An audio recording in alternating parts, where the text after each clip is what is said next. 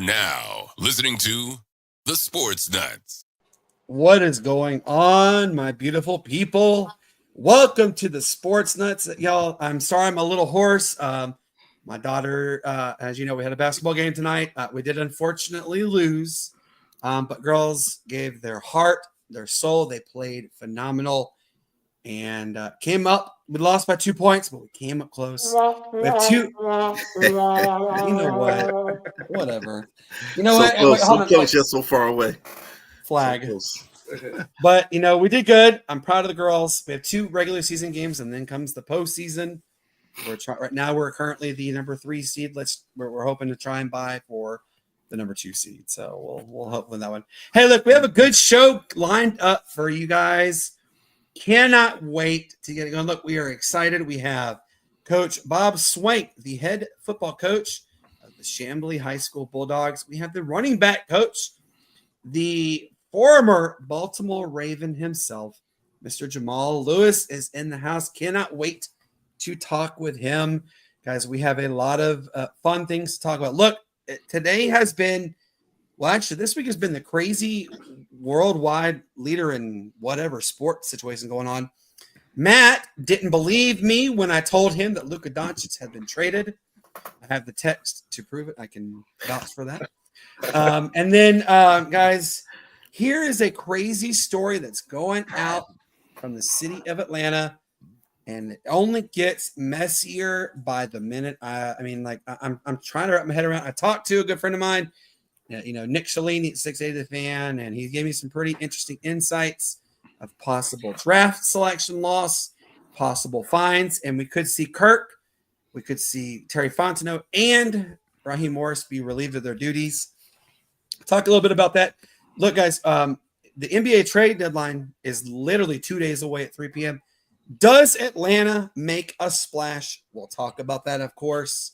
And guys, we have y'all, the best fans possible. And remember, if you guys can, I want you to go back and look at last night's episode that Cassie and I did.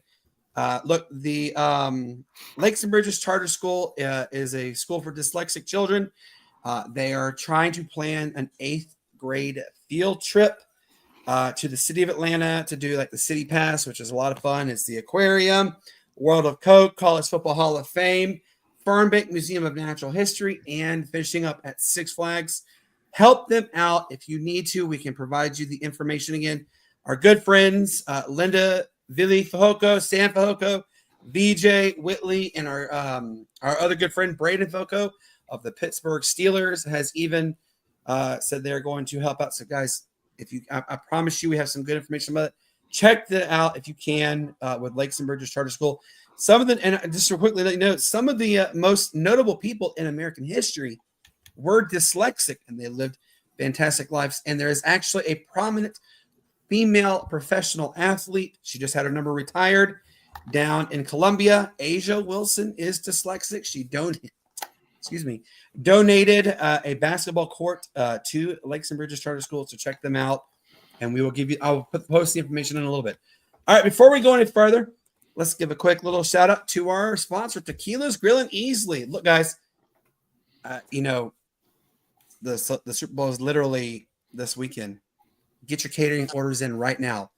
From everybody's favorite, the homemade salsa bar, from the queso, literally Matt and mine's favorite dish is everything that there ever was. Shane's favorite is the buy one, get one, 50% off happy hour drink specials they have Monday through Friday. You name it, they have it. 5455 Calhoun Memorial Highway, Easley, South Carolina, 29640. I'm not saying Shane's an alcoholic, y'all. I don't know. It can't come off that way. Better yet, give them a call, 864-307-8028. That's Tequila's Grill and Easy. Look, Shane, you're not an alcoholic, so we're not saying you are. Hey, it's okay, man. It's okay. Take it easy. We fix to start throwing them tonight. All right, guys, let's get it going. As we promised you, we have an excellent set of guests to bestow upon us. We have the head football coach at Chamblee High School, Mr. Coach Bob Swank, and then we have the running backs coach, the former Baltimore Ravens running back himself, Mr. Jamal Lewis, which my brother-in-law Zane, I believe, still has your jersey, Jamal. So just We'll chime in a second. Coach Swank, how are you doing, sir? I'm doing great. How are you doing? Doing good, doing Thank you so much good. for coming on. Ladies and gentlemen, Mr. Running Back right here, Mr. Jamal Lewis, how we doing, sir? All good, man. Glad to be here. Glad you guys had us on. Thank you for coming. Look, like I was saying, Jamal, my brother-in-law Zane is they're also our season ticket holders of the Baltimore Ravens. I believe he still has your jersey. I think my nephew wears it, so he's a huge Jamal Lewis fan. My sister-in-law actually just stopped working for Ronnie Stanley, who I believe is signing with the LA Chargers or the Vegas Raiders, one of the two. So pretty interesting that we have affiliates with the Ravens. But, I want to say to tell you guys this. Thank you so much from the bottom of our hearts for coming on. Look, Coach Swank, I know it's about to be the busy time. You got spring ball coming in and you got off-season workouts going on. Tell us a little bit about, first off, how things are progressing with the team for this off-season. And then let us in a little bit on how you got both Ed Reed and this gentleman right here below me, Jamal Lewis, to be a part of this wonderful staff. Right. Well, the off season is going great. Kids are working really hard right now. And, we're coming off a little bit of a rough season. We've been pretty good the last few years, but we were down a little bit. So the kids are really motivated to try to get back and get going. And if you don't mind, I want to make a quick legal disclaimer. Go right ahead. In case my boss happens to see this, or anybody from the GHSA sees this. Jamal is a crucial part of our football program. He's a member of the executive board of the Touchdown Club, and he's our unofficial recruiting coordinator. It's an unofficial position, but he's really important in that. But Jamal doesn't actually coach on the field. So when the Ed Reed stuff came out, like the national media ran with that story, and it's awesome that we have both of them involved. But Jamal's kind of a behind the scenes, our biggest supporter, biggest booster, you'd say. But he's not actually on the field coaching the running backs, unfortunately, because our running backs would be better if he was. That's it. Look, and now I have heard rumblings that you guys were trying to recruit Ray Lewis to possibly join. How is that going about getting Ray to possibly be a part of Chamblee in some form or shape or manner? Well, I don't have Ray's number. I think Jamal might. I'm thinking Jamal does, but I definitely don't have Ray's number. Man, what do you think, crazy. Jamal?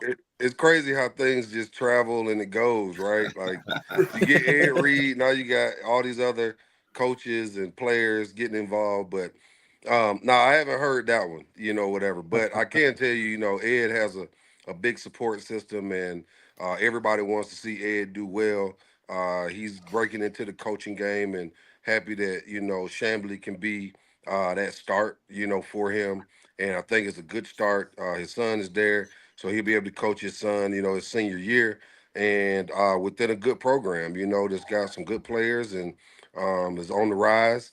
And, we got a good coaching staff, adding to that coaching staff. And, me being a part, starting last year or even the year before with my son being in the middle school, basically just knowing what Coach Swank, his resume and what he's capable of. And honestly, it was one of those things where, I knew and heard, that he will play a freshman, and he gives everybody a shot and gives everybody a chance. And that's why we were so interested, in staying at Chamblee and pursuing, my son's career at Chamblee as a high school, but at the same time, being a part of everything that's going on. And I never thought that I would be, in this position.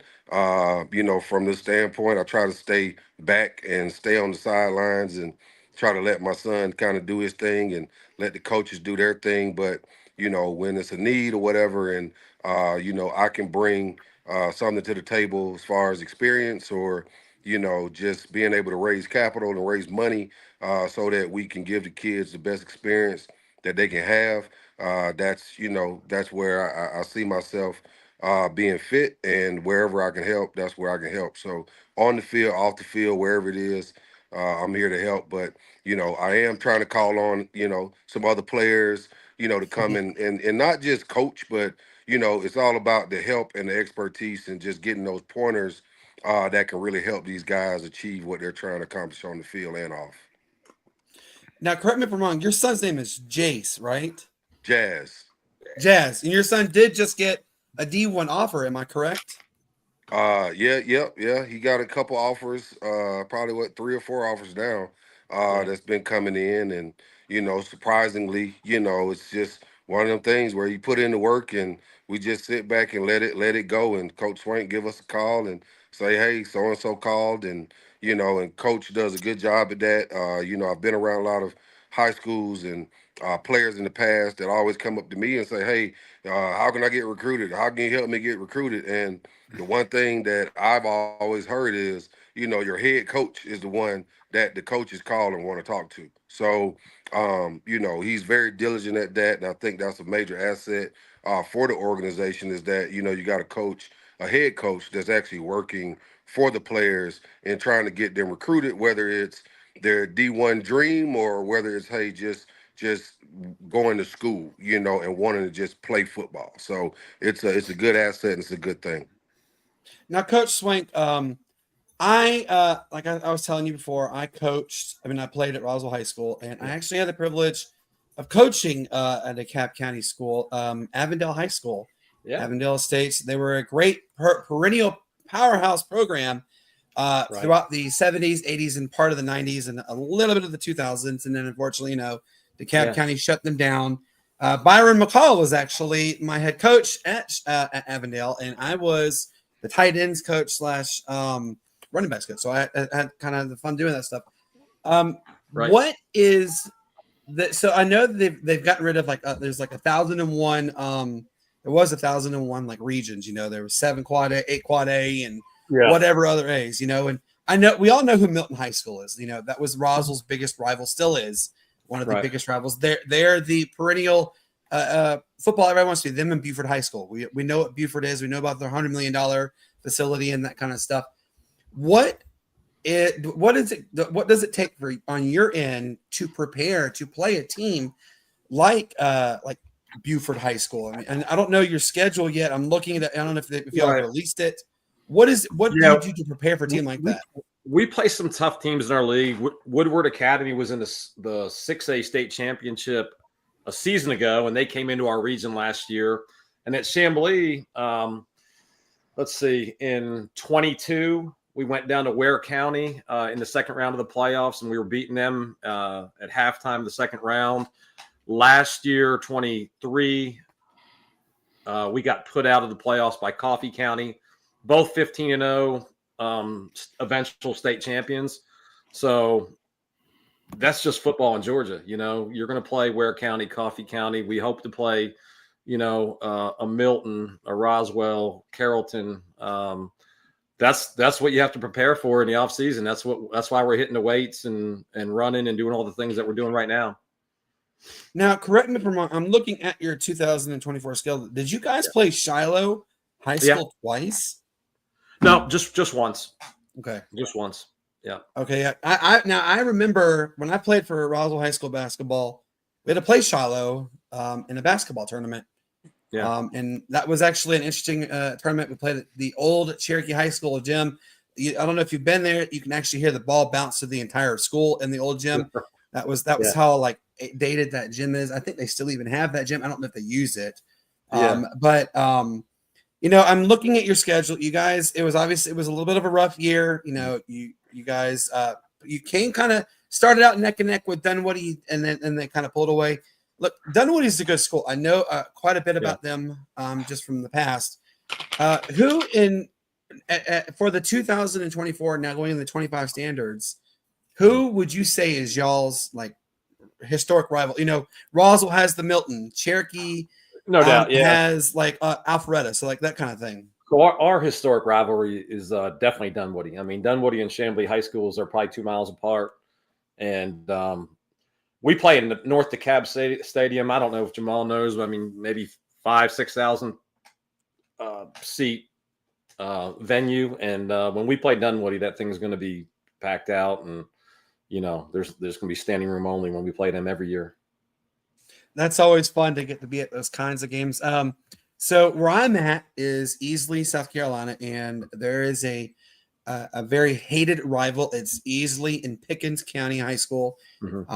It's it's like the biggest hate. Like my wife told me that they had to suspend the matchups for a while because it got so violent with the fans, got violent with the players, and you know I can often remember when Roswell played Milton. We played against them at the old Milton High School, you know, where the log cabin is. And I can remember many a times going there, and I can remember they had police the entire length of the field to prevent interactions between the players and you know and the fans. I can remember getting pretty scrappy. So when you say it's a really heated rival, is that kind of what the context could be like? Is like a Roswell Milton kind of we're gonna beat you up kind of thing? You know what? I hear you, and I've coached against both Milton and Roswell at different points of my career, and I can envision what you're talking about.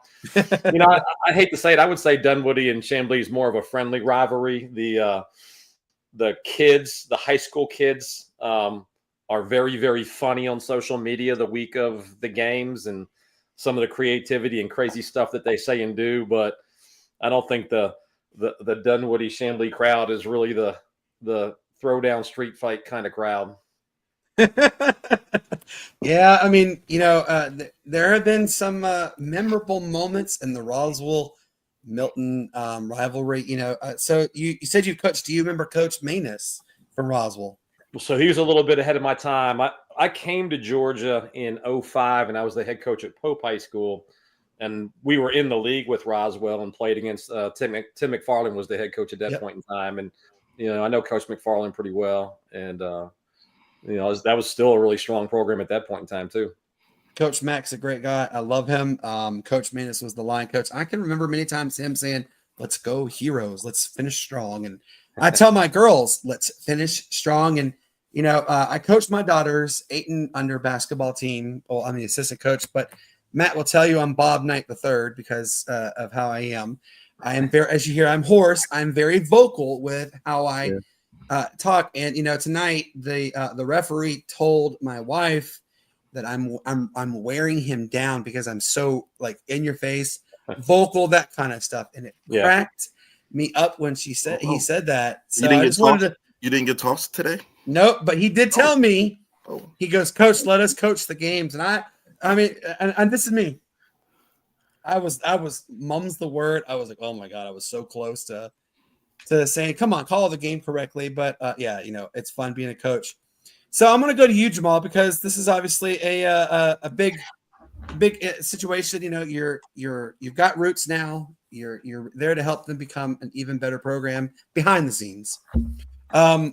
What is a typical day for your son as far as the training wise goes? Like, do you get him up early in the morning, hits the weight rooms? What do you do to start your son on his training process for the upcoming season? Honestly, I've made it to the point where I don't have to start him up. You know, he's already started.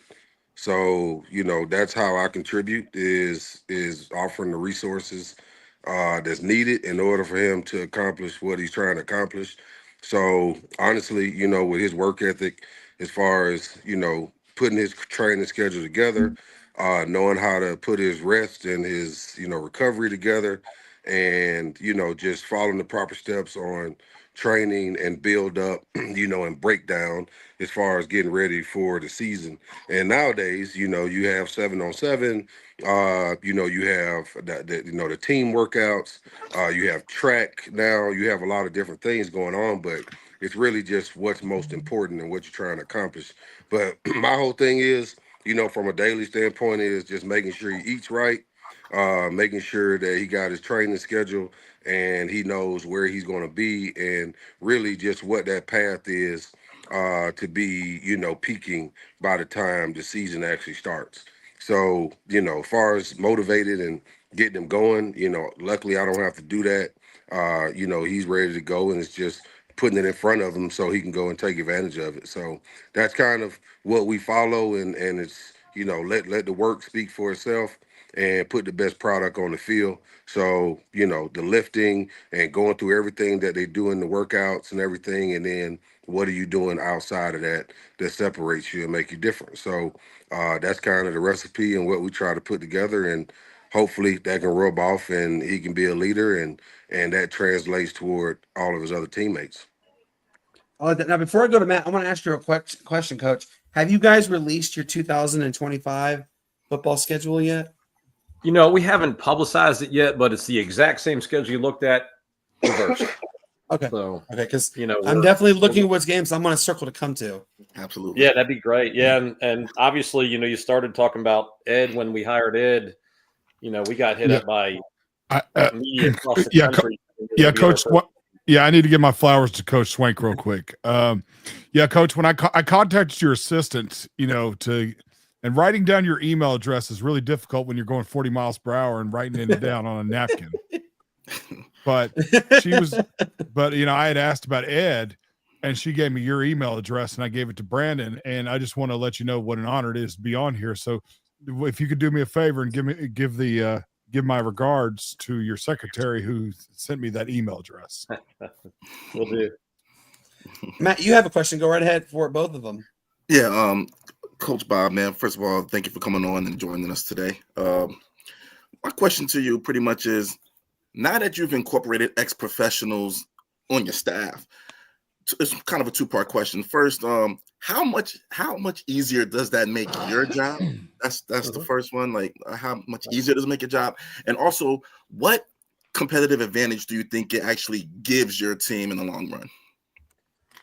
Well, it definitely makes my job easier. I mean, to have these guys around, and you're not just talking about, professional players. You're talking about some of the best professional players of all time, right? That played in Super Bowls and were winning awards and things like that in the NFL. So it's definitely awesome to have these guys around. And then, the second part of the question, I think, is that these guys can just, show these guys what it's about. What is the competitiveness about that you need to have to do what you want to do. And, even though Jamal's not officially on the staff, from time to time, he'll talk to the guys about the intensity needed to be successful. And I know Ed was around quite a bit in the 23 season, and he traveled a little bit more this last year and wasn't around as much. But, same thing from Ed. I mean, just their experiences playing at the highest level is something that, most high school kids are not going to get. Now, you have a question for Jamal as well, Matt. Go right ahead. Oh, yeah, Jamal, man. First of all, again, thanks for coming on, man, and joining us today, man. We really appreciate it. But I noticed you said you had your son was playing as well. So tell me, how hard and also how easy is it to actually coach your son and see him come up and not coach, but teach your son the game, have him come up, and how has it been, seeing him like mature and progress and kind of find his own way? Has that been kind of is it frustrating when he doesn't listen? Like, a lot of people, we're starting to see a lot of the next generation of athletes come into all these sports, athletes that we grew up watching. So, as we see them come up, a lot of us, amongst ourselves, we always, discuss, we wonder how that would feel. I feel like if their sons came up, this and that. But you coaching your son, how has that been for you, man? How has that whole process been for you? It was different because honestly, it's one of them things where it's like, I want to play football. I want to pursue it. I want to do it. But a lot of times you don't know what it takes, and my whole thing was, you basically showing that you're motivated and that you really want it. And he said, basically, this is what I want to do. I want to pursue it. I want to go and take it, and I'm willing to do whatever it takes. And that's when I just put everything in front of him. But the special part is when you put him through, I put him through certain things as far as, he signed up for a camp or he signed up for something that he probably shouldn't have. And he got a chance to really go and see what competition really looks like and what he needs to be in order to be successful at, what he's trying to accomplish. And, putting him in those situations and seeing him, take it on and seeing him, be strong with it, even though, he is a young, like he just turned 15 years old. So he's pretty young, at his grade and everything else. But seeing him push through, to certain adversities, or seeing kids that are much bigger and more developed, and they've been doing it for a while, just seeing him push through that, that's the thing that I like to see in a player, because it's more of, can you keep developing? Can you keep getting better? You get a lot of kids out here, and I've seen them myself growing up, is they're great right now, but are they getting any better? Or are they going to get better? And seeing him just develop and go through the workouts and train with this guy and train with that one, and just getting in there with the team and working out, and seeing him get bigger and get faster and stronger, and just grow and mature, not just body wise, but also mentally in understanding the game. So that is what I look at in a player, period, as far as just that development. And I'm sure, I've had a lot of coaches, and what's gotten me where I am, and with my career, is being able to be coached, but also being able to get better and better every year. And that's kind of what we look at. And I think, like I said, I stay out of the way. I don't really want to coach him. But at the same time, it's putting him in the right hands. And that's why, I got him at Chamblee under Coach Swank, because I know he's under the right hands. He's going to be treated fairly. He's going to be able to compete and be able to chase his dreams and do what he got to do. But that's the only thing, man, is just putting them in the right position. And I think that's what most parents need to do, is put your kids in the right position and let them grow and develop, the way they need to. But you can't go having to wake a kid up and say, hey, it's time to go work out. I can't say, hey, you need to run harder, you need to run faster, and this, that, and the other. Like, if you don't get it, then I can't give it to you. And that's what I try to instill in a lot of these kids on the field, is we can't play the game for you. You got to play the game for yourself. So what are you going to do? Are you going to get the extra in? I think that's what we can bring to the table with the guys now at Chamblee, is understanding just what kind of work it takes in order to be great, and in order to flip the win-loss, column from last year to where it needs to be this year, which is a lot more wins. It's, what are you dedicating yourself to, and what are you sacrificing in order to accomplish that? And I think that's the biggest challenge is, I see my son, but at the same time, I'm not going to coach my son different than all the other kids that's out there on the field. So I think that, it's a good thing. And, just like I said, hey, it's, I take it on. And as long as he's willing to put in the work, I'm willing to, offer the help and offer all my resources and everything I have in order to make him great. I like that. And so, I kind of want to piggyback on that.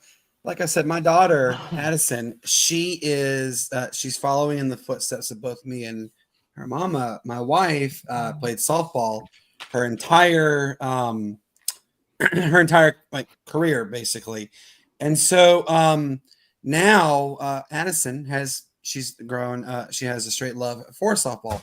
And we're regularly out there practicing to get her better, with not only with her catching, with her fielding and stuff. So, and Addison you do see what you just said, Jamal, about your son. You can see them, they get frustrated. They want it to do it for them. And I've reciprocated exactly what you said. And I say, I'm not doing this for you. Mommy's not doing this for you. You've got to want to put forth the effort to be better. It's the same thing with my girls with basketball. I have a lot of girls who, yes, they're 8 and under, and they are undersized. I have one girl. She, bless her heart, she's the smallest. Addison is the smallest as far as age wise, but there's a girl on our team. She's a lot shorter, but she puts forth a lot of the effort. And you do have to just say it's okay. I always tell my girls, I say, just give it your all. The results will come. Just give it your all. They will come. And they're starting to finally see it. Yeah, we had a great run to start the season, and unfortunately, we've lost the last 3 games, but they're starting to see it more and more because they're giving it all. So I absolutely love that you say, look, you got to put forth the effort. I will guide you in the right path, but you've got to put forth the effort. I love that, and I wish that there was a lot more parents that were that way. Now, Coach Swank, I want to go to you on this one here because, we're seeing like a revolution kind of thing with regards to former professional athletes and their kids and the coaching world. Obviously, the most notable one, everybody knows who it is Deion Sanders and what he has done for Colorado. I still am not sold on Colorado. I've never been sold on them in general, but that's just me. But you see what he did. He turned a program who could only dream of really winning into a winning program again. And we started seeing other coaches, Trent Dilfer tried to take over coaching at UAB, which I don't think, and Matt's agreeing with me on this too, we don't think UAB was exactly the best starting point for Trent Dilfer. Obviously, he's a great football-minded quarterback coach, everything. I think he will do good given the right institution he go to. Now, Norfolk State, which is right down the road from Shane's hometown. And, Michael Vick is now the head football coach at Norfolk State. My question to you is are we seeing this just because it's a popularity name? Like, hey, we're bringing, who's next? Say Joe Montana comes in there, or Eli Manning coaches, or Peyton Manning, or are we seeing them actually trying to develop the next possible great athletes for the future? I mean, I think all of the guys you mentioned, those guys want to be great coaches. I think Michael Vick, from what I understood, and I don't have any insight, but I think he turned down bigger jobs to go coach his hometown team because he wanted to make a difference in his hometown. And that's, at the end of the day, what coaching's supposed to be about. And those other guys. I mean, obviously Deion is doing great at Colorado. So yeah, I think the guys that you've mentioned want to be good coaches. And if you look back in history, like that really hasn't been the case in football. Like a lot of football players don't go on to be football coaches. But look at the NBA. I mean, a good portion of the NBA head coaches are former players. So I think it just makes sense to have guys with that kind of background and that kind of knowledge getting into coaching. You're right. You do see a lot of like Jason Kidd is an example, phenomenal player. I think if he were be given the right tools and stick with those same tools, I absolutely think he could be a year in, a year out NBA champion more than he already is. So, all right, now we've got the big names per se as part of our staff. What is the next steps in the off season for Chamblee? Obviously, you do have OTAs. I don't even know if they still call this for high school OTAs, but you have something similar to that. When do you have your coaches meetings where you guys are going to come together, start formulating the playbook and that kind of stuff, and start figuring out like the defensive schemes, that kind of stuff? When is that next step? Yeah, we're doing that all right now. First of all, our kids are working minimum of 4 days a week, some days 5 days a week. We've got morning weightlifting at 6:30 a.m. Monday, Wednesday, and Friday. And then we've got, if you follow college athletics, I'm sure they had it at Tennessee when Jamal was there, but we're doing mat drills with the entire team on Tuesday mornings. And while all that stuff happens in the mornings, we have so many kids that play multiple sports. I'd say 75-80% of our kids play track, basketball, wrestling, baseball, lacrosse. And so mornings is really our workout time. And then afternoons is when the coaches get together. And we're in that process right now of breaking down the roster and digging into offensive and defensive schemes. Ed's doing a lot of study and a lot of talking to people that he knows and, seeing what he can bring to the table as far as maybe some things we haven't been exposed to in the past. He can pick up the phone and call people that we can't call. So he said he's got to, I'm sure Andy Reid's a little busy this week, but he said he's got a good relationship with Andy Reid. So, maybe here in a couple of weeks we can get him on the horn and find out, what could we do at Chamblee that translates over from the NFL, from Kansas City. And, he has the same relationship with college coaches. So we're formulating it right now. Defensively, we're working through stuff. And, when we hit really May 1st, it's football from then till the end of November. So we're spring ball starting May 1st, and it's all football from there on out. I like that. So before Matt goes to his question, I'm going to ask both you and Jamal this. The drill that I both loved and I hated was Oklahoma. Jamal, do you remember doing Oklahoma quite often? Oh yeah. Oh yeah. We did Oklahoma often, early and often, especially little league on up. Oklahoma drill was it. That's what separated the men from the boys. That's right. Now, Coach Swank, I don't know if it's still being used today. Do you guys do Oklahoma as practice, or is there a different version of Oklahoma? You know what? We have not done straight Oklahoma drill in a couple of years. However, it's on my mind. Like we got to be a little tougher this year, and we might have to break out some Oklahoma to get that toughness that we need to be ready to go. For those who don't know what Oklahoma is you have one player who has the ball, you have a line, you have a blocker in the front, you have a blocker for the defense, then you have essentially the linebacker. Whoever is going to go and knock the heck out of the other player is the guy who's going after, and you literally going head on. I loved that drill because I always got to go against one of the hardest running backs that I played with. His name was Cedric Cook at Roswell High School. Look, I got to play against Jermaine Phillips as well for Roswell. Jermaine ended up playing for the Buccaneers and won the Super Bowl his rookie year because the starting safety got injured. So I got to play against him, and he taught me some ways to be better equipped for Oklahoma. And, I always see so I have a good friend of mine, his name is Darren. He's actually watching. He's part of another podcast, and he's a defensive coach. I've asked him, do you do Oklahoma? He's never answered, but I'm sure he does. And, it's just something about when you hear those clapping of the pads that makes it all like you makes your hair stand on end. You're like, oh yes, this is it. This is real. You know what I mean? Well, I'm gonna chime in there. You ain't gonna see none of that. I can tell you that. That is old and that ain't happening. And we'll be on the radar if we do any of that. Because now it's rugby tackling. So it's hug and roll. So hug and roll. That is it. That's why Saquon Barkley and Derrick Henry running the ball like they are, because these dudes are soft.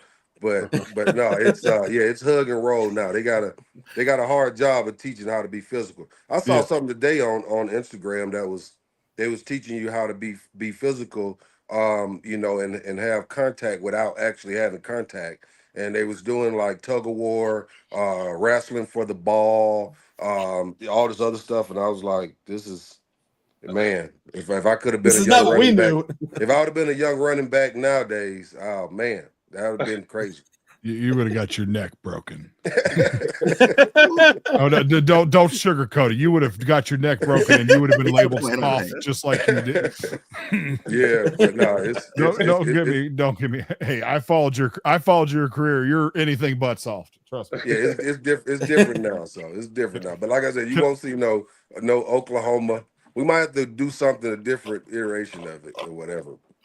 Rename it, but call it something similar. Do it exactly. No, it's rename it.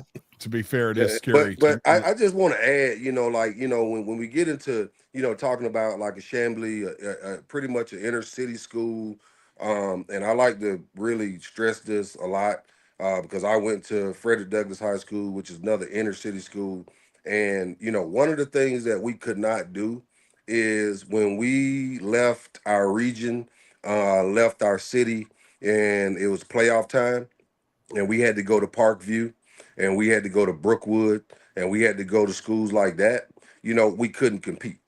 And it wasn't that we didn't have the talent. It's just, we didn't have the things that those schools had. We showed up at those schools, they had a field house. And, the whole county went to that school.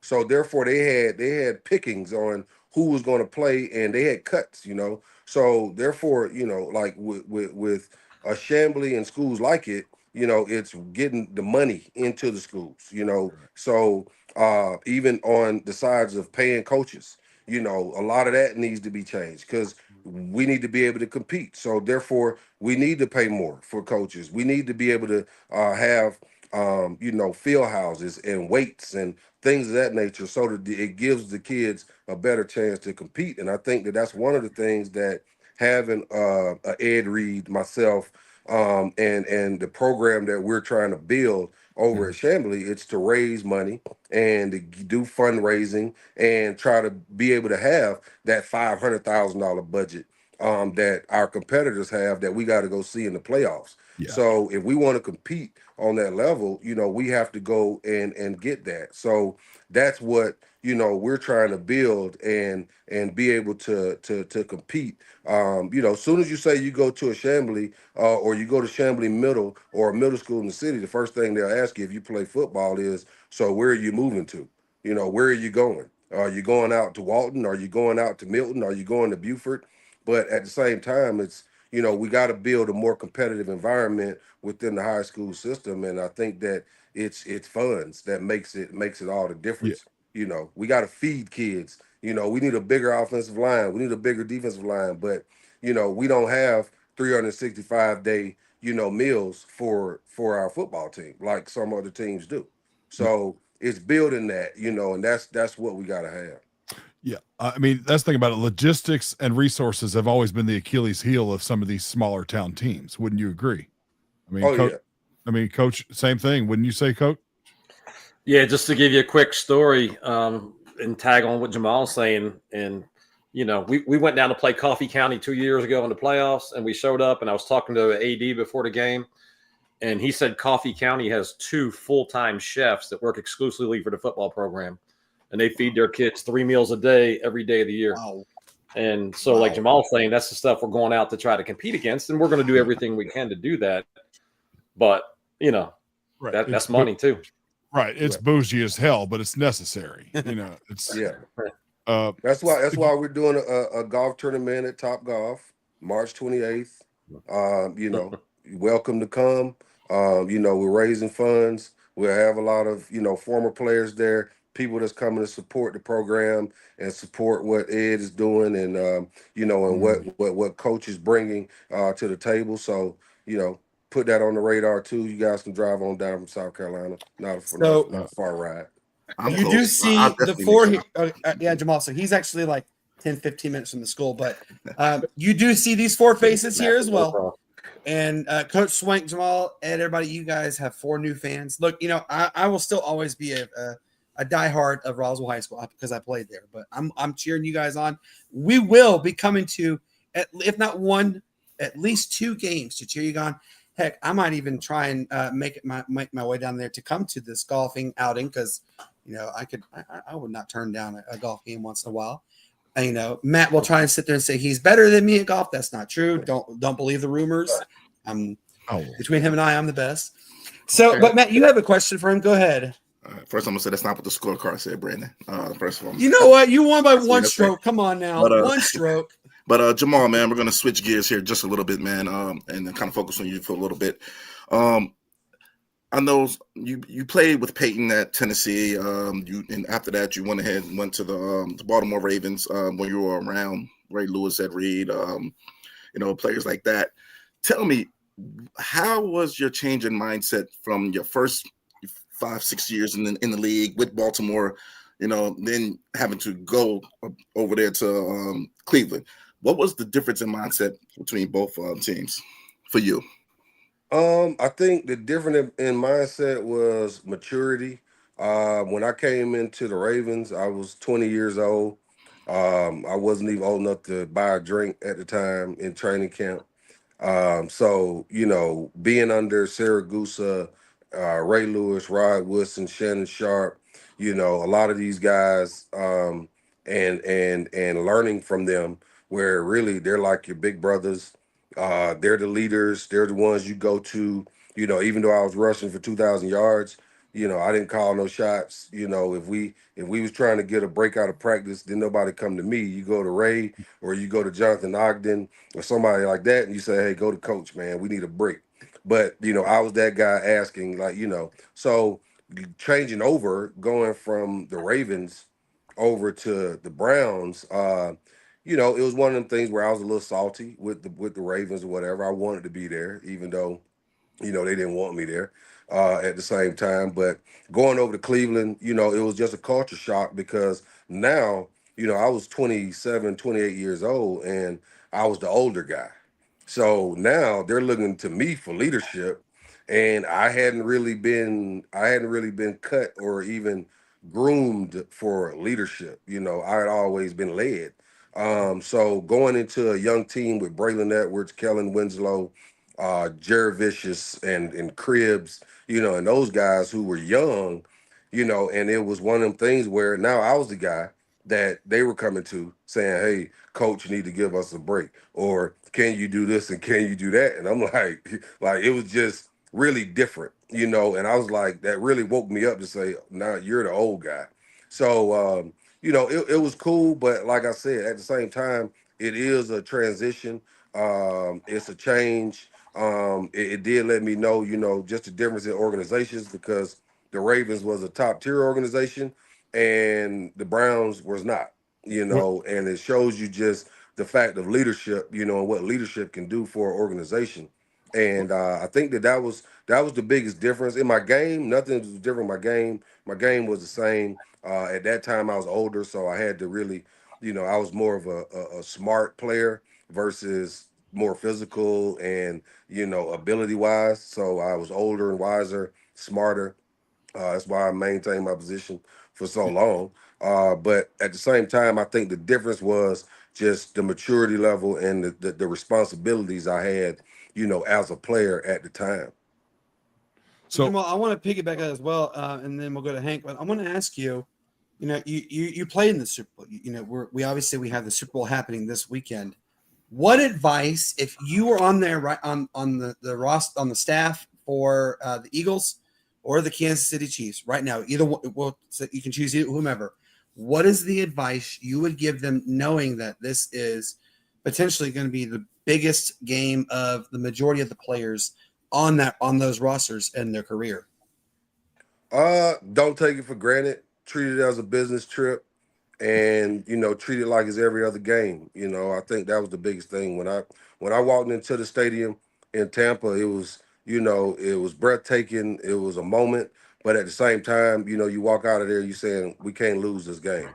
But it's just mainly this is a Super Bowl, right? It's the elite. It's the show. It's the stage, a national stage. Everybody's watching.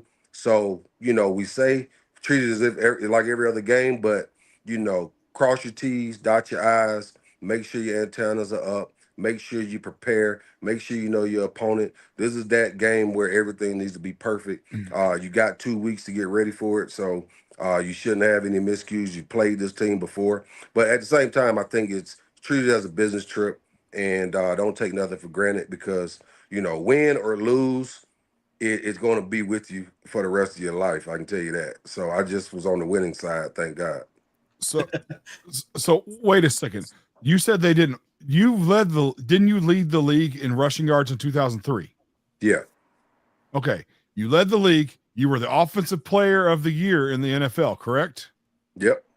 So why on earth did they not want you at this point in time? Was there not like any type?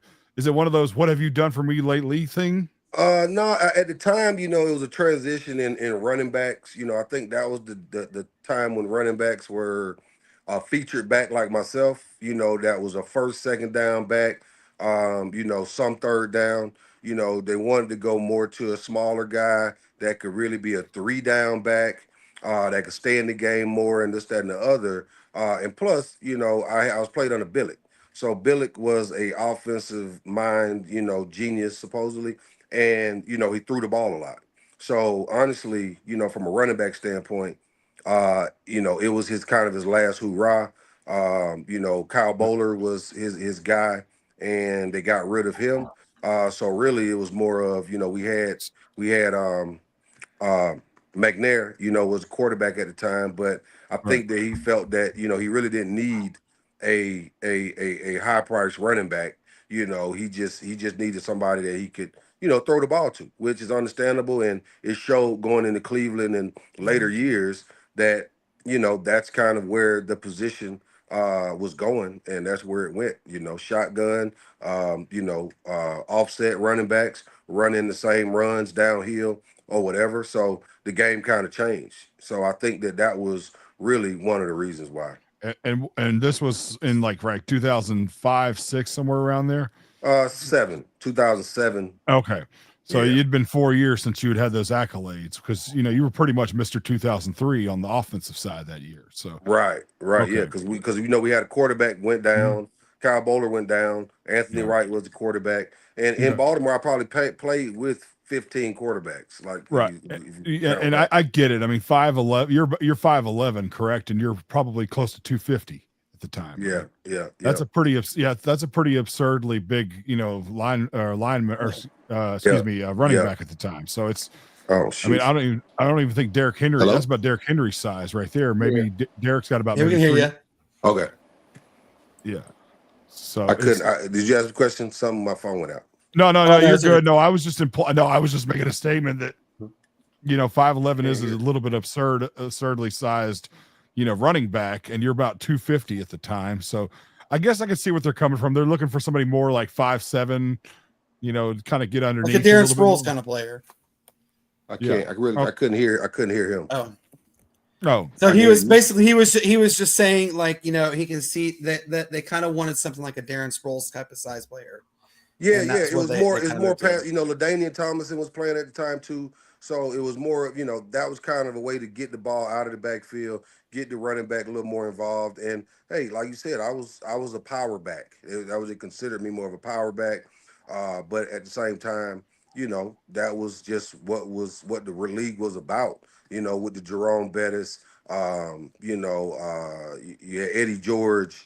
A lot of great running backs that came out, or that was in the league at the time, even when I went in, that's what you had to compete with. That's why I was probably the first running back taken, in 2000, because of size and speed and being able to control the run game. But once the offense has changed, it was more of, hey, we want to throw the ball downfield. That's what's going to sell tickets. So, getting your 5 yards and 6 yards a pop, that's not that exciting.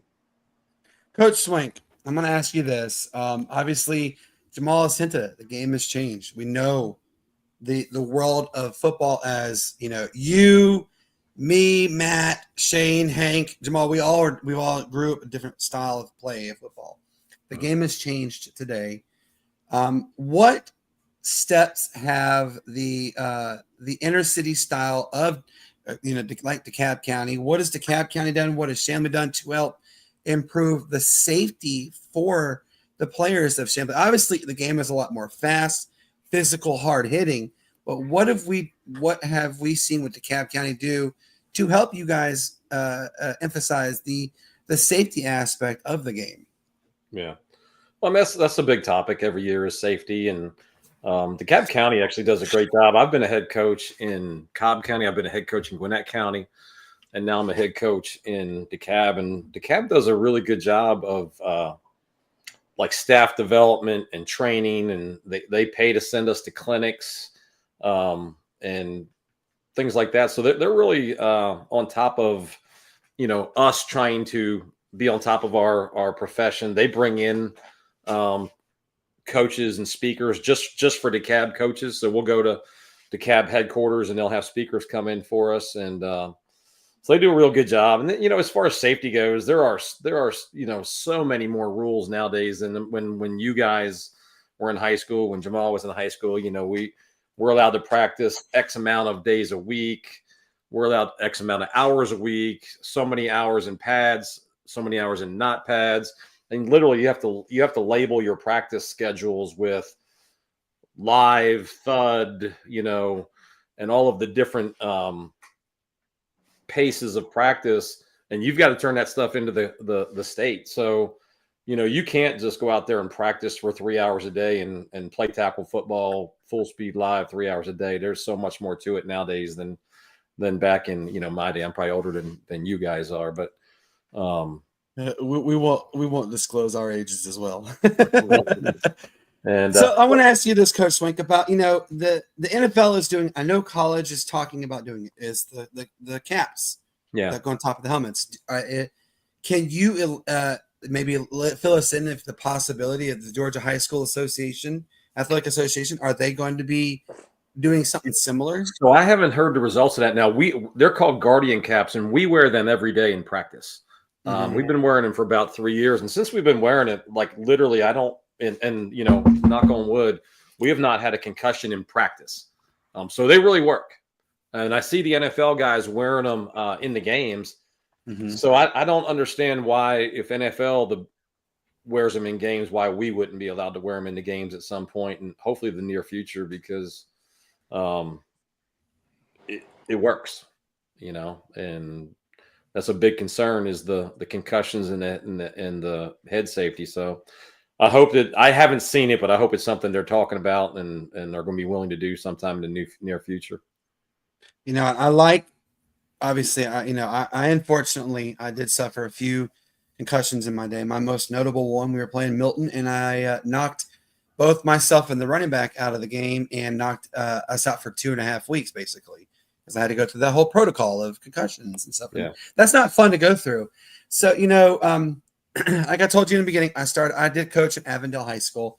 They were a great perennial program. They lacked the ability for the growth. DeKalb County exploded in the early 2000s to the early 2010s. They absolutely exploded. Schools were coming up left and right, and that's how the unfortunate demise of Avondale happened. And obviously, they didn't have a lot of success going from that, from being the perennial powerhouse they were in the 70s, 80s, and early 90s, and part of the 2000s. And you and Jamal hit it right with inner city schools. It's hard for them to be like a Buford High School. I mean, it's hard for anybody to be like Buford High School. I mean, right. Buford is like the perennial of every athletic program in the state of Georgia. I mean, I don't care that Milton is the #1 school in the state. Milton doesn't have what Buford has, with the $50 million stadium, the $25 million practice facilities, and $27 million baseball facilities, that kind of thing. So, other than what Jamal has said, you guys are doing a golfing outing. What other fundraising events are you guys doing? Because we would love to obviously help promote those, to help get necessary funds for Chamblee High School. Well, and that's the biggest thing, is the DeKalb County does a really good job of taking care of our basic needs. But to go compete at the higher levels, like Jamal said, it takes so much more. These high schools have $500,000 budgets every year. And so to try to put that kind of money together for our kids is great to have Jamal and Ed around to help with those type of things. Jamal brought the big one. Our big fundraiser is Top Golf. I believe it's March 28th. Am I right on that, Jamal? Yep. March 28th at Top Golf. We're hoping to raise as much money as we typically do in a normal year, so that our kids can go to camp. Like, DeKalb County is going to take care of our shoulder pads and our jerseys and stuff like that. But a top-notch program is going to go to camp at Clemson and go to 7-on-7 at Auburn and do things like that DeKalb County schools a lot of times don't get the opportunity to do. So that's really our big deal this year, is that Top Golf event where Jamal's going to be there. Ed Reed's going to be there. I think they're bringing some friends along. So, people are going to be able to be in a bay or be at a VIP event with these guys and actually, rub elbows with these guys. Well, Jamal, Coach Swank has my contact information. Let me know when, date, exact times, the exact location. I will put forth every ounce effort to at least get this guy right here and me. We will definitely do our darndest. Heck, I'm going to try and even get Shane to get in the car with us too. We will, and we may even get lucky to get Hank from Memphis to come down as well. And we will be there to support you guys, not 100, but 200%, because football is the foundation for, keeping kids away from the streets and keeping their noses in the books. And if they have the right direction, the right facilitators to teach them that path, that's what makes it even better. And, I love seeing kids when they get that aha moment, like, I got it. And they thrive on it. And it's like a drug. It feels so good to see them doing it. They're like, yes, I love learning what I'm doing, and I'm getting better at it. It really makes a difference. So we will definitely continue to help promote you all's fundraising events. We will contribute. We're going to make sure to come to at least 2 games this year. So Coach Swank, when we do, We will have some Sportz Nutz merchandise for you, for Coach Reed, for Jamal. And if you could let everybody know on the team that they have additional fans in the state of South Carolina and Tennessee, other than more than what Jamal has from us, we're cheering you guys on. We're cheering you loud. We're cheering you proud. And we cannot wait for big things to happen for Chamblee High School. I know that you guys, it's hard to get the necessary funding. And, DeKalb County is a big county. I mean, obviously you have a lot of schools competing with each other, great schools for that matter. I have a good friend. His name is Sterling Jackson. He played at Redan High School. Redan's was a very good football program. Sterling played in the NFL for 1 year, played 4 years in the Canadian Football League. I don't know if he is still in the coaching world. I know he coached somewhere out in the west, out west, where the University of Hawaii, because he went to Hawaii. And it's funny you guys mentioned Clemson. We do happen to know Mr. Graham Neff. If you would like, I can give you his contact information. He is the athletic director at Clemson. Nice. We would be more than happy to help that part out as well. But, and let's do a little closing with you guys, because I know y'all have a busy schedule. Look, you guys have taken an hour out of your day to come spend time with us, and that we absolutely appreciate that. So I'm going to start with you, Coach Swank. Can you give some closing remarks to, first off, where can they find you on your Chamblee High School on social media, and then in what ways can they help contribute to the athletic programs funding wise? Yeah, if you guys, if anybody listening wants to follow our socials and see how our season goes this year, it's pretty simple on I think X and Instagram is just Chamblee FB. So if they follow at Chamblee FB, they can kind of track our season and see how the Ed Reed offense performs, and hopefully putting up 50, 60 points a game this year. And, I know from the reaction when we put it out there that Ed was joining us, we may have to get extra bleachers for that first game of the season this year, because there's going to be a bunch of folks out there.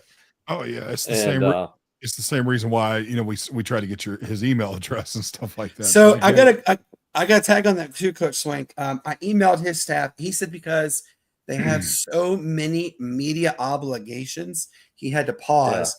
Yeah. And then I reached out to my good friend at Fox 5 Atlanta, and he said, "Yeah, I'm actually supposed to have an interview with Ed Reed, and it's hard to get in there because he's had so many media obligations, and the fact that we got you guys wasn't just Sportz Nutz. Trust me, it wasn't you guys that had to jump through the hoops. The Fox 5 people, the Channel 11, Channel 2, they all have to go through Ed's people, and Ed is big. He's we know him as a fan, but he's a well-known person. I'll tell you what, Jamal, it was an honor to have you on here, man. In 2003, I think you were the man in 2003, definitely. Hey, I appreciate it. I appreciate you guys having us on here too. But you got your ring a couple of years earlier, so you good. Yeah. I meant to ask you, Jamal. Can you happen to show us the coveted, beautiful? I don't have none of that stuff. That's my mom's. Mom keep that stuff in the vault. Amen to that one. We should have done our research. Mama comes first. So Jamal, I'm going to go with you, and I'm going to ask, can you give some final thought to our listeners? And I got to let you know, guys, we have 143 people right now between all of our platforms watching, most notably on Twitter. If you could give some final thoughts to everybody, Jamal, so that they can kind of hear what you have to say, and also let them know where they can find you on social media, please. I'm Jamal 31 Lewis on Instagram and X. But I'm just glad to be on here. Glad to be a part of it. Didn't know my son was going to drag me back into the football world. It's totally changed. I'm noticing a lot and seeing a lot just with having a 7-on-7 team and going through the camps and all this type of stuff. But, just one of the things that I see, just in the world of sports and the world of trying to be recruited and everything else is, a lot of these kids out here, you're not, go for the opportunities. Don't go for the glitz and the glamour. Just because you got nice uniforms, don't mean you're going to play.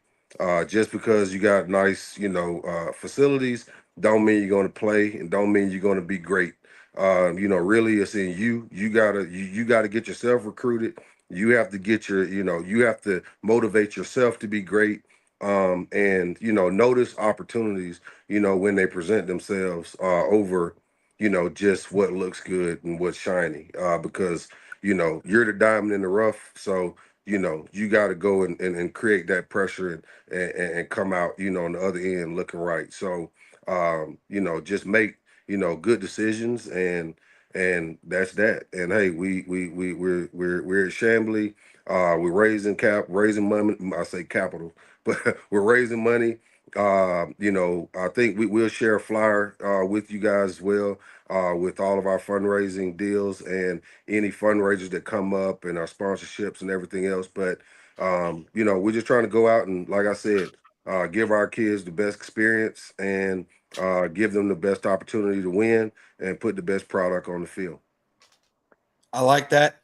We will definitely be coming to 2 games, as we are going to be there to support you guys thick and thin. And Coach Swank, when we come, make sure you, Ed, and Jamal, you all will be getting some Sportz Nutz merchandise just to go I can't wait. As a thank you for coming on our show. It really does mean a lot that you guys did take time out of your day. Coach Swank, please tell your wife thank you for coming in, letting us have you for an hour and a half, or an hour and 7 minutes. It means a lot. Jamal, please tell your family thank you so much. He's probably thanking you. Jamal, tell your son, the exact same thing that you keep telling him. And what I'm going to say too is give it your all. The results will come. Just give it your all. The results will come. And thank you guys so much for coming on. We really do appreciate it. Coach Swank, I will talk with you real soon. And Jamal, right. I hope to get to meet you soon. And you guys have a wonderful evening. Okay. Thank you, guys. Thanks, guys. All right. So now that we've had like a fantastic time of the month, let's dive into this, Matt. What in the hell is going on in Atlanta? So for those who don't know, and I texted Hank earlier, and I don't think he understood really what was going on. No. All right. So week 10, the Atlanta Falcons are playing against the New Orleans Saints. Kirk Cousins gets drilled. And I mean, he absolutely gets drilled. He got drilled. Injures his shoulder and injures his elbow. Really, and from what Nick Shalini said and what others have also said, is that it could have been a season-ending kind of injury because it was so severe, right? Well, hush was definitely mentioned. Every week, everybody would, Matt, what is his name? Diorletta Blocker? Is that how you say his name? Orlando Ledbetter. Ledbetter, yeah. He had said week in and week out, they asked every week, is Kirk Cousins injured? What's going on with Kirk Cousins? And the answer was no. He's fine. He's fine. He's fine. Well, there is this rule in the NFL. If any player has the simplest of injuries, I mean, it's any injury. Matt, you tell them you have to list it, right? You have to list it. You have to report the injuries by a certain time on Sunday. And it's every injury. Even if you broke a fingernail, if you got a cold, or if you broke a fingernail, you picked your nose and the blood came out the previous night, whatever, something like that. You have to announce it. Well, from what ESPN said this morning was Coach Raheem Morris knew about the shoulder injury and the elbow injury. Terry Fontenot knew about the injury too. This is actually coming from Good Morning Football. Kirk Cousins made this announcement, and that they knew about the injury. And what did they do?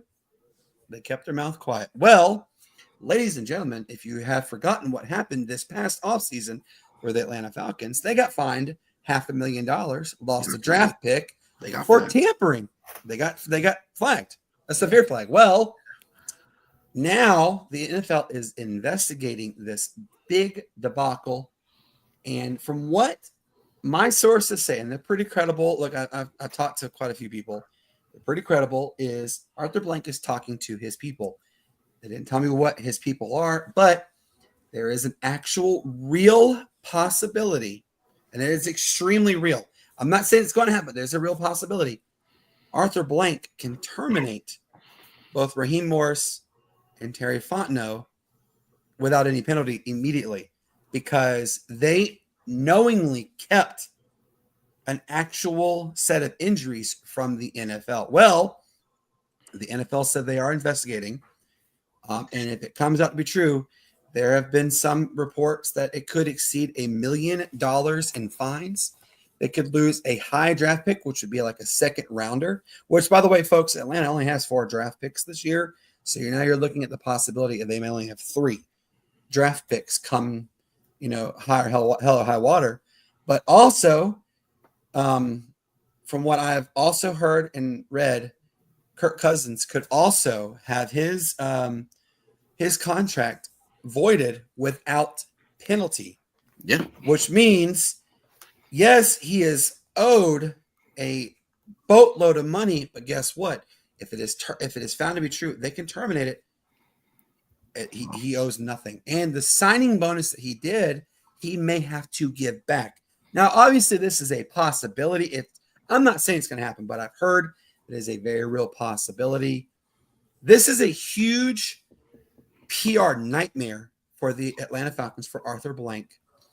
And, Nick Shalene and Chris Demina both said today, Blank needs to go ahead and give the pink slips. I absolutely 100% support giving the pink slips because they knew about the injury.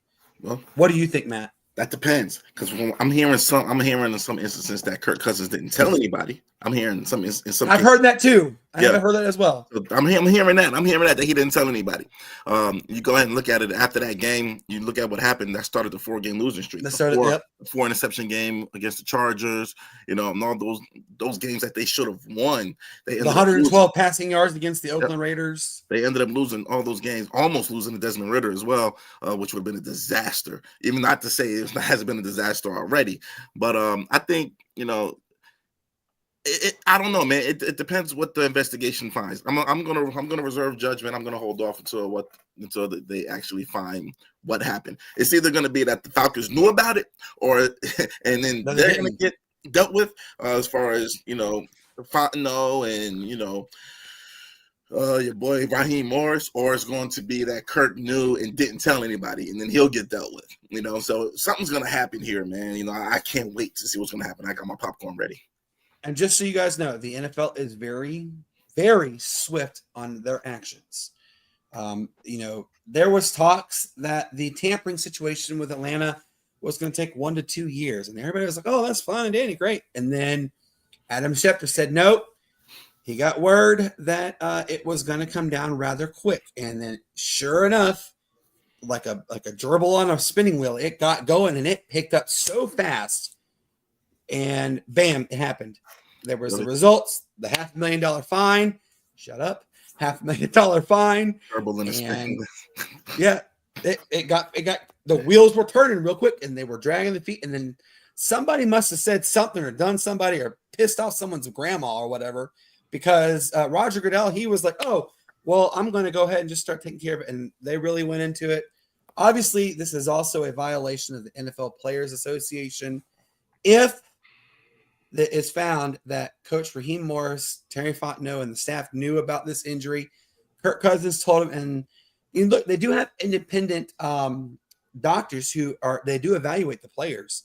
So and they may have come back and said, hey, he has damage here, he has damage here, and they kept it quiet. Look, this is so 1990s-ish. Hiding injuries is stupid, but if they found that they did withhold injury information to attempt to gain their better, it's a very serious situation that's going to happen. I mean, I get why Kirk, if Kirk did it, I get why he did it. He didn't want to lose the spot to the first round rookie that they drafted. I get why he did it, but it doesn't make sense as to why the organization would hide this, because you have a first round draft pick sitting right there on the bench. You would think that would be probable cause for them to go ahead and put him in the game. So I honestly don't think Kirk told them. I think he kind of kept that. So Yeah. What I heard was Kirk didn't. Everybody knows Kirk did not like the fact the Falcons selected Michael Penix. He felt that it was a slap in the face. Like, how dare you give me $180 million and then you go and draft the future? And I understand that. It was. I understand that, right? But Kirk, Kirk, he is a very honest individual. He has been that way his whole life. But with regards to the way he described the injury, he knew it instantly. And if you look at the video footage of the injury, he lays down for a second, and then he turns. He takes time getting up off there. That was the exact moment that he did get hurt, was against New Orleans Saints on that particular goal line play. Now, look, I'm not saying that this happened. I got one question. One question. Yeah, go ahead.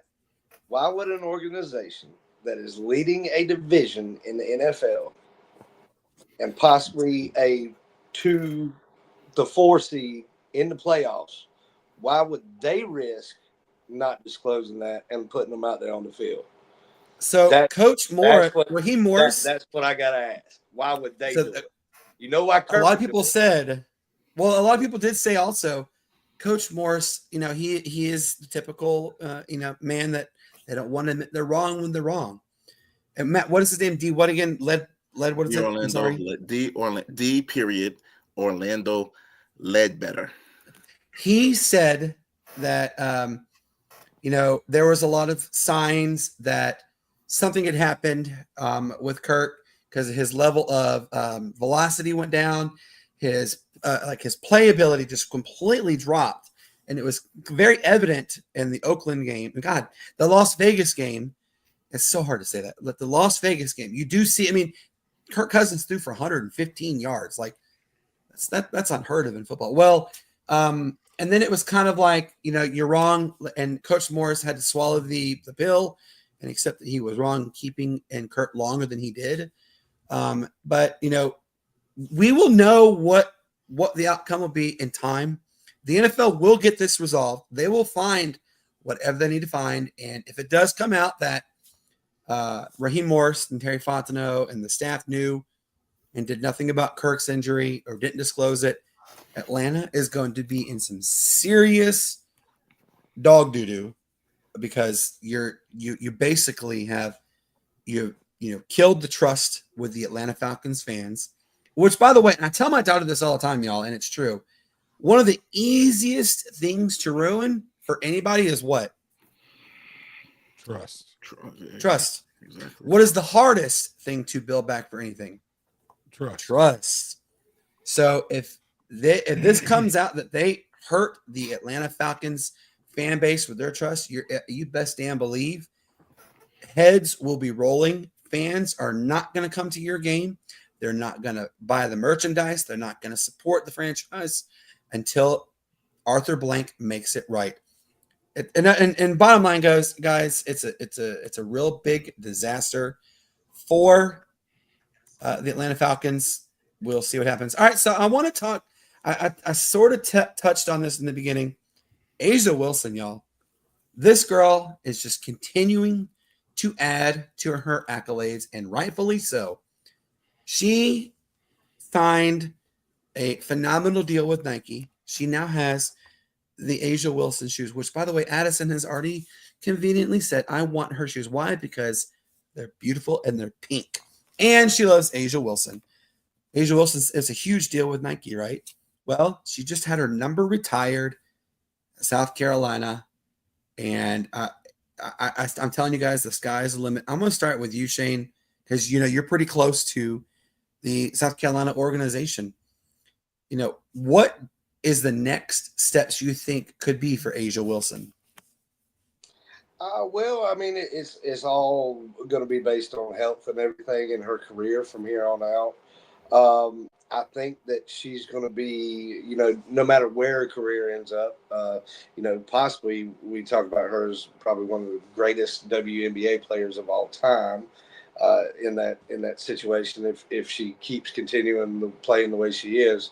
But I see her love for basketball and and teaching the game. She kind of got we see what Don Staley does as far as bringing in recruits every year at that South Carolina program. They tend to love the game, and we've seen that with Asia and all in coming back and like you said, investing in the future of the younger generation. I could see that, possibly, like I said, health. She stays healthy. She will be arguably one of the greatest WNBA players of all time, if not the greatest. Hank, we talk regularly on this show about women's sports. Obviously, it helps that I'm a girl dad times 4. Matt's a girl dad. Women's sports is where it's at, and I am incredibly excited for the future of women's sports, knowing what we have started to see. And we talked about this once in our show. Matt can reiterate it. For the first time ever, y'all, and I mean it. It is well documented. ESPN has even come out with the WNBA 2025 season will start the year in the black zone, which, Matt, being in retail, the black zone is what? Great, right? Yeah, they're making a profit now. Which for as long as the WNBA has been around, it's been in the red zone. They don't turn a profit. Our good friend Greg Troxel said that right now up until this past year, they were listed kind of as a nonprofit organization because they were not earning any money. So Hank, I don't know if you remember me telling you guys on the last episode we had with Abe Gordon that the Detroit Shock may be coming back into an existence. Well, from what I have read, not only is it Detroit, Charlotte, and Philadelphia that have put their names into the board, but there is now additional franchises: Miami, Orlando, Jacksonville, and New Orleans have put their names in there as well. And Abe Gordon, our good friend, hinted at it as the team that would be the first likely will be Philadelphia. Well, Philadelphia, Detroit, and Charlotte are the 3 likelihood teams to land a WNBA franchise in the coming future. What do you think about this? Could we finally sit here and say that the WNBA is here to stay? Obviously, they're still relatively young in athletic standards. What do you think? I think that, like in any business, you need to have several years of success before you start adding on to it. That's just me, though. I am pulling for them. But let's face it. I mean, they've had one good year, and all of a sudden they want to take that lightning in a bottle and say it's the long haul. You need to, of course, I'm not an NBA businessman, so they know more than I do. That being said, is this a flash in the pan? Are they on their 15 minutes of fame?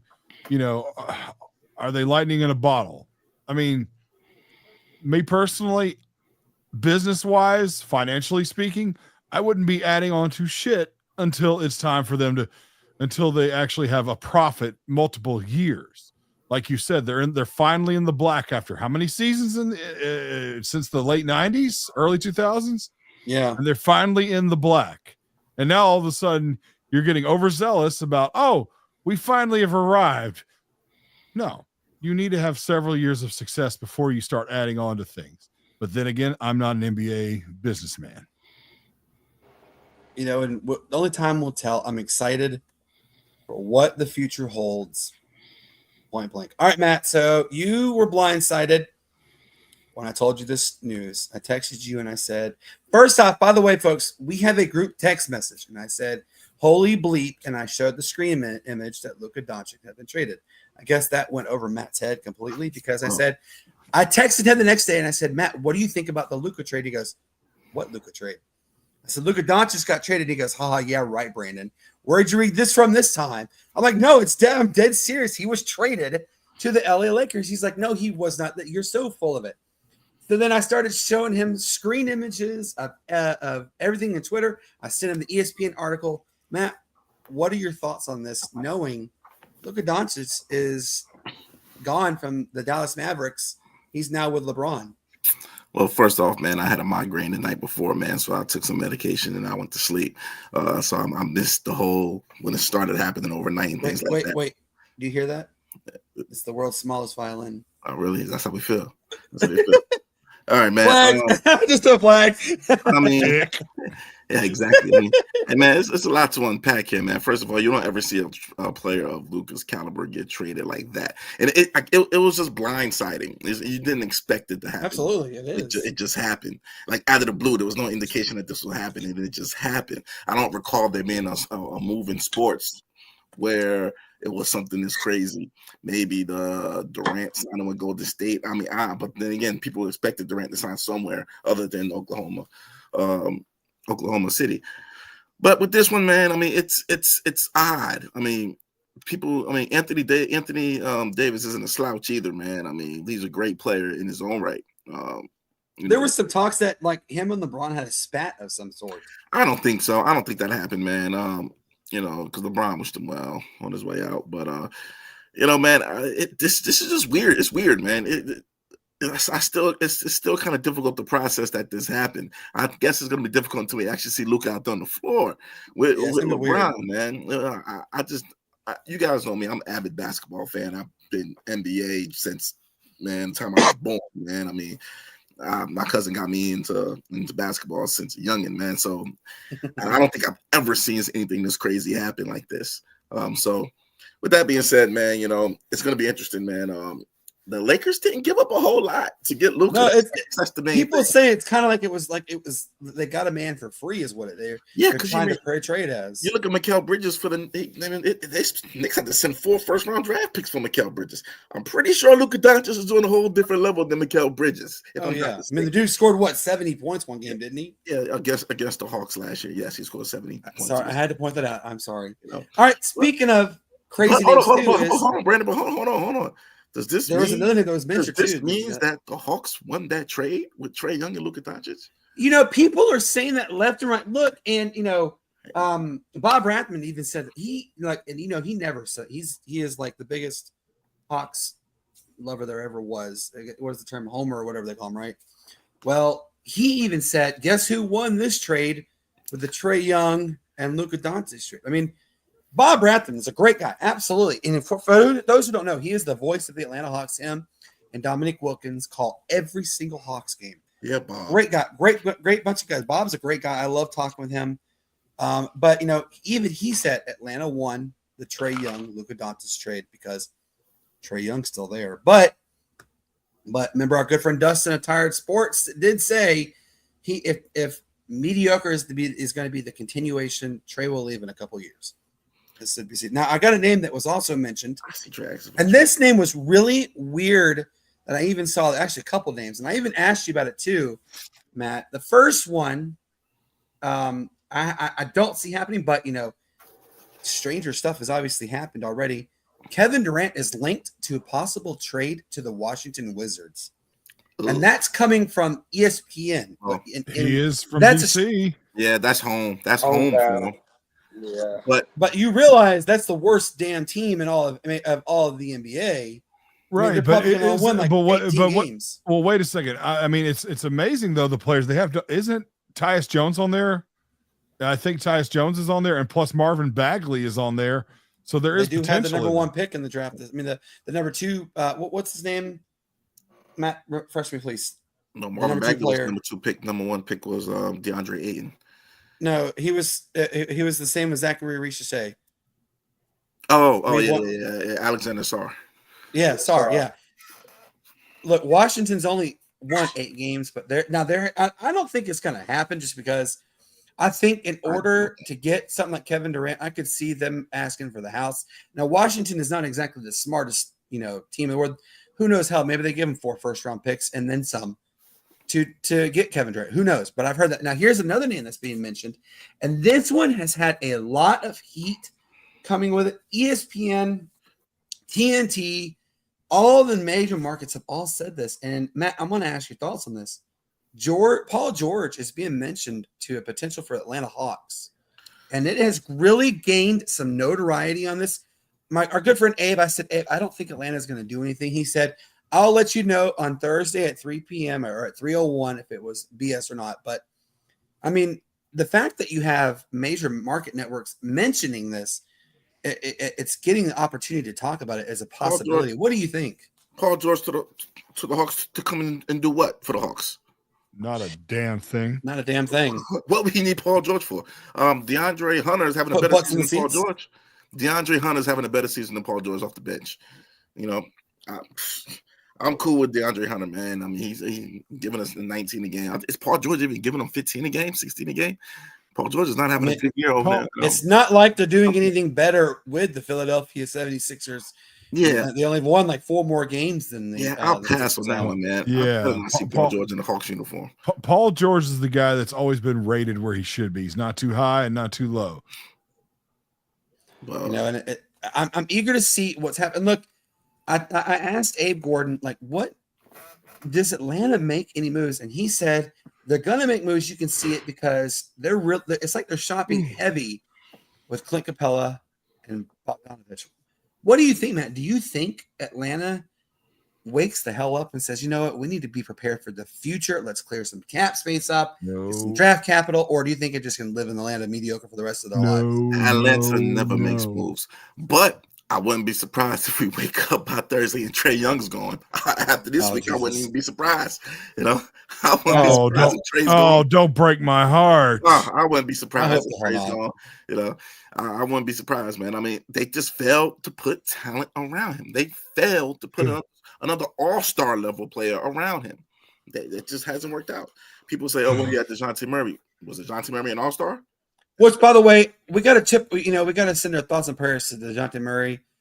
His season ended. He tore his Achilles. And in basketball terms, when you tear your Achilles, it's pretty damn hard to come back ever from that type of an. Look, it's hard for football players, let alone from an athletic standpoint. You never really get back to where you were. He will never be back to where he once was. No, and he's a good player, especially his days with the Spurs and stuff like that. You know, it's just you feel bad, and he's a pretty nice guy, pretty quiet to an extent. So Matt has some breaking news for an amazing trade that just happened involving the Spurs. Matt, let everybody know about that trade, please. Oh, man, it was a nice 3-way trade, man. We saw De'Aaron Fox go to the Spurs.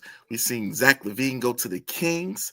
You know, man, so, I mean, and we saw the Jazz get some the Jazz got the Jalen Hood-Schifino, who's deep on the bench, man. You know, they got to make room for Bronny over there in LA. So, you know, they had to get how to move the other point guard. Here we go again. Got Bronny now. You know, now it's only Gabe Vincent in the way, and then that backup point guard spot is all Bronny's once Gabe Vincent is out the way. But anyways, going back to get back on topic here. Addison has a better chance of playing for the LA Lakers than Bronny. Hey, man, look, man, Bronny's an NBA player. Abe told you last week. You see it. He scored a basket against the Knicks. I'm blind. I can't see it. Garden. You know, he's a good role. He's a decent role player right now. Wait, folks. I want to reiterate back to Matt's shorts that we had created. The heavens opened up. All of social media, like, had an Einstein moment with a light bulb or Edison light bulb moment. Bronny James scored his first basket. That's about it. Look at this now. Where are we at now? 6 baskets later. 6. That's all he's got. Yay. Good job. Oh, you're putting me to sleep with that. I'm already struggling. I'm already struggling to because I've had a long day as it is. But now it's like, come on. You can. Oh man. All right. Obviously, look, guys, we've had a great show. There's a lot that's still to digest. With regards to the NBA, which, by the way, guys, did you happen to see this story about that referee who did some gambling and he got fired for it? Like, what? Yeah, that was back in 2024. They just upheld the appeal. And they upheld his firing for it. Like, that's crazy. Good. Yeah, I mean, it was kind of a paper trail there. That's true. Just letting you guys know, if you are a fan of the Dallas Mavericks and you are not a fan of them anymore because they traded Luka Doncic, they are offering full refunds. Just really putting it out there. Yep, they are. It is actually an actual. What a noble thing to do. Yeah, Let's go piss off your fan base and then say we'll give you money back because we pissed you off. We don't have to sign them to the Supermax. We don't have to sign them to the Supermax in the offseason. Yeah, but did you see how much, Shane? Thank how much you he for saying lost that, out Shane. on? Thank you. Shane, did you see how much they said he's out? He was like what, $140 million? So all it is what Matt said. LeBron's out the door. The Lakers brought him on the team. They're going to give him that extension in the summer because he's going to be the future star of that franchise. Yeah, he's on the 25. He's there for the next 10 years. It's his team for the next 10 years. And Luka's a hell of a player. Luka's a great player, man. Luka's a great player. Luka's a top 3 player in the league, man. Of course. I mean, he was the scoring champ last year. I mean, he's been to the NBA Finals. I mean, what more do you want? Walking triple-double. I mean, dude is top 3 player in this league. Lakers.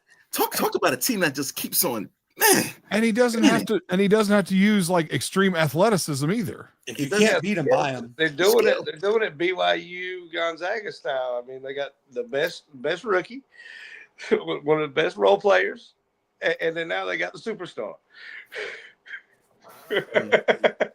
It'll be a hard time getting used to that, wearing him that gold and purple, but yeah. Yeah, I know, right? I want to know, and if you guys can find out, what are the odds now that the Lakers have him? Do they win it all? Is this the one more time for the one? Some idiot said LeBron's going to pay for the next 10 years. I'm like, why would he play for basically almost 40 years in the NBA? Like, whatever. All right, guys. Real quick, want to give a special shout out to Ole Miss. Kentucky lost the back-to-back game, lost their second game in a row. They lost last game against John Calipari and the Arkansas Razorbacks. Well, Ole Miss just walloped Kentucky 98-84. Congratulations, Ole Miss, on that great win. So, hey, look, guys, we've had a really good show. I got to give this out again. A special shout-out to Mr. Duran at Lakes and Bridges Charter School. Look, guys, we had Cassie and I did an episode with him last night. They are doing an 8th grade field trip. There are schools that do 5th grade field trips to send them off into middle school. And then there are the middle school 8th grade trips that send them off into high school. And of course, you have your senior trip in high school. Well, it is a charter school. So they're there from 1st grade to 8th grade. So they're sending them off with the possibility of going and experiencing great things in Atlanta. They want to teach them about the World of Coke, the Fernbank Museum of Natural History. They want to do the aquarium, College Football Hall of Fame, and finish off with a fun-filled day at Six Flags over Georgia. It's a great experience. Obviously, it is pricey for a lot of people in general. I mean, I can guarantee you, I see 4 faces on here that it's going to be pricey as well. It's $453 per student. It covers their room, boarding, busing, most of their food, and of course the activities. It's the Atlanta City Pass. Help him out. Give them a call. Look, his information is right here. Mr. Duran, Lakes and Bridges. That is his email. Send him an email and say, hey, I want to help donate. I want to help get these kids. They had another trip that was previously planned. Unfortunately, they had to cancel it due to low turnout and zero funding coming in. They don't get state money really for this kinds of things. They don't have school buses. Kids come from 4 different counties in the upstate. And some people come from out of state to move to be here to go to the school because it's the first of its kind. It is a dyslexic school, a free charter school for dyslexic children. It's a great school, great cause, great everything. Give them a call as well and say, hey, I saw this story on the Sportz Nutz that 8th graders are looking for some donations to help get them to experience a great opportunity. I want to donate. 864-442-5580. That's Lakes and Bridges Charter School in Easley, South Carolina. They are planning an 8th grade field trip to the city of Atlanta for the Atlanta City Pass. It's a great pass. We've done it. It is a lot of walking, but you get to experience like 5 attractions in 3 days. Let them have the opportunity, these kids, to experience, because some of these kids, they will never get that opportunity again. And, I'm a parent of 4. 3 of my kids do go to school, and when Aspen turns of age, she will go as well. But I can tell you, it is expensive to send kids for field trips. Help out these families with a chance to have their kid experience going to the city of Atlanta. Great city. So, guys, this is their email. John Duran at Lakes and Bridges Charter School. That is his email. Give them a call and say, hey, I want to donate to the 8th grade field trip. Any donations, small, medium, large, the entire amount. Who cares? Any bit helps. And if I'm not mistaken, it's 100% tax deductible, so you can write it off your taxes too. So I'm going to leave the information up until the end of the show. Guys, we've had a fun evening. We had a hell of a football coach and Coach Bob Swank, who joined us to let us know the 411 with what Chamblee High School is going to be doing. They're only going to get better. They have, unfortunately, we could not get Ed Reed on there because, as you guys heard during the show earlier, he has so many media obligations that he has to pause with because it literally, once they got news that Ed Reed was going to be part of Chamblee High School, it was a free for all. Hank will absolutely tell you it is like pulling teeth to get a hold of somebody because we were trying the moment. And I'm gonna tip my cap to brother-in-law Seth and Zane. They told me, hey, Jamal Lewis is a part of their organization. Reach out to them. And Hank, drop of dime, he did it. Thank you so much, Hank, so for helping get this great show. Some excellent guests. We appreciate every second of it. No problem. I'll put some whiskey in this to celebrate. Now it's just water, but sounds good. All right, look, guys. We unfortunately we're not going to be able to get the Baltimore Orioles hitting coach.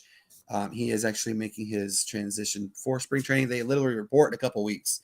So unfortunately, he's not going to be able to join us. But that doesn't mean anything because we're going to still get more guests. We have more things. And then you still get us to talk about, the Super Bowl. When we come back to you guys on Friday, the Super Bowl is in a couple days before then. We will be talking about the Super Bowl. We will talk about college basketball. The thick and meaty part of college basketball is here.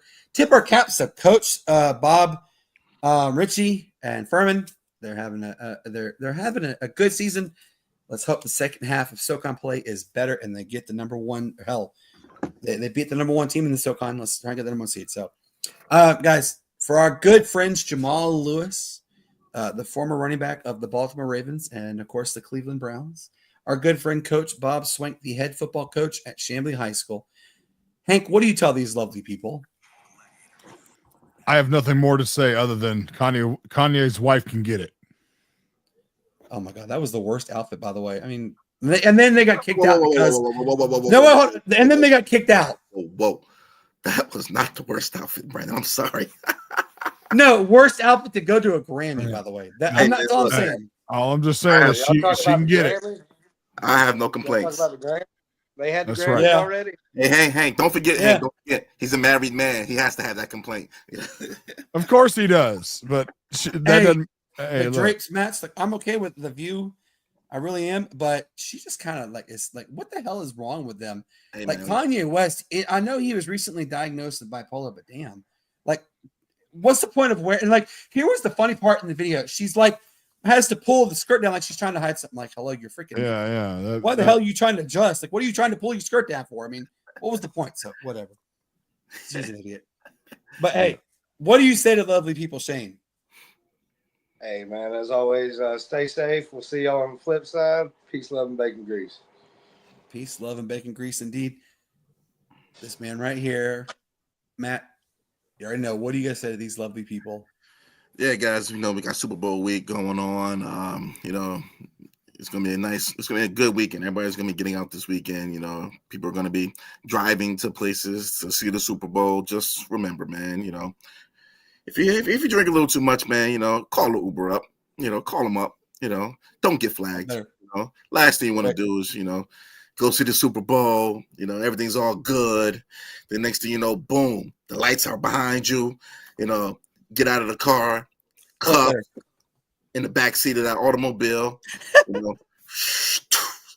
them bars slam in front of you, you stuck in there, can't get out for the weekend. It's not pleasant, fellas. So please, don't get flagged. Don't drink it. And if you have And if you need to call, you can call him. Oh, don't call me. Don't call me. Everybody that I know, if you You can call Shane. Or better yet, call Hank. call Hank.